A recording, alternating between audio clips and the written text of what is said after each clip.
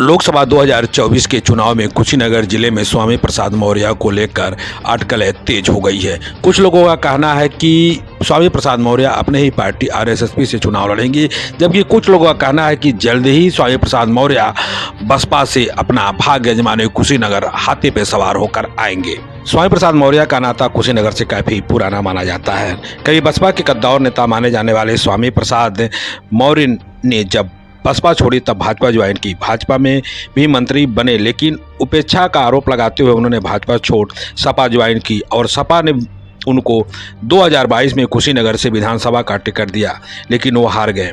इसके बाद सपा ने उनको विधान परिषद का टिकट देकर सदन भेजा, लेकिन स्वामी प्रसाद का सपा में मन नहीं लगा और उन्होंने सदन से इस्तीफा देकर अपनी खुद की पार्टी बनाई, जिसका नाम रखा राष्ट्रीय सोशलिस्ट समाज पार्टी, और इस लोकसभा चुनाव में कई सीटों पर अपने प्रत्याशी खड़ा की। लेकिन अब सूत्रों के माध्यम से पता चला है कि स्वामी प्रसाद मौर्य फिर से बसपा ज्वाइन कर लिए हैं और बसपा के ही सिंबल पर चुनाव लड़ेंगे। 1980 में लोक दल से राजनीति की शुरुआत करने वाले स्वामी प्रसाद मौर्य का मन किसी एक पार्टी में नहीं लगा। वो 1991 से 1995 तक जनता दल के महासचिव रहे, फिर 1996 में बसपा में शामिल हो गए और बीजेपी-बीएसपी गठबंधन की सरकार में मंत्री बने। फिर वो 2007 में बीएसपी के प्रचंड बहुमत की सरकार में मंत्री बने। 2012 में बीएसपी की हार के बाद स्वामी प्रसाद का रुतबा कम नहीं हुआ और वो नेता प्रतिपक्ष बने। फिर मायावती से विवाद के बाद उन्होंने 2017 में बसपा छोड़ भाजपा ज्वाइन कर ली और 2017 में भाजपा की प्रचंड बहुमत की सरकार में मंत्री बने।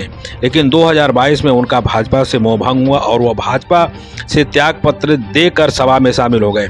2022 का विधानसभा चुनाव वह सपा से लड़े और हार गए, लेकिन सपा ने उनके कद का सम्मान करते हुए एमएलसी बनाया, लेकिन उनका मन सपा में भी नहीं लगा और वे एमएलसी पद से इस्तीफा देकर अपनी पार्टी बनाई, राष्ट्रीय सोशलिस्ट समाज पार्टी।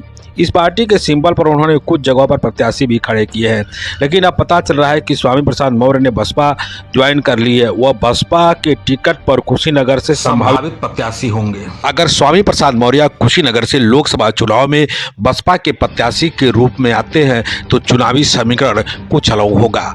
भाजपा प्रत्याशी विजय दुबे का नुकसान होगा, जबकि पिंटू सिंह गठबंधन प्रत्याशी का भी जनाधार धीरे धीरे बढ़ता हुआ नजर आ रहा है। अगर सूत्र की माने तो गठबंधन प्रत्याशी अजय प्रताप सिंह उर्फ पिंटू सिंह सहितवार के साथ सिंह यादव और मुस्लिम बिरादरी का वोट बाहुल्य मात्रा में है। अगर हम भाजपा की बात करें तो निषाद और अनुसूचित बिरादरी का वोट पाकर बीजेपी हमेशा जीतती आ रही है।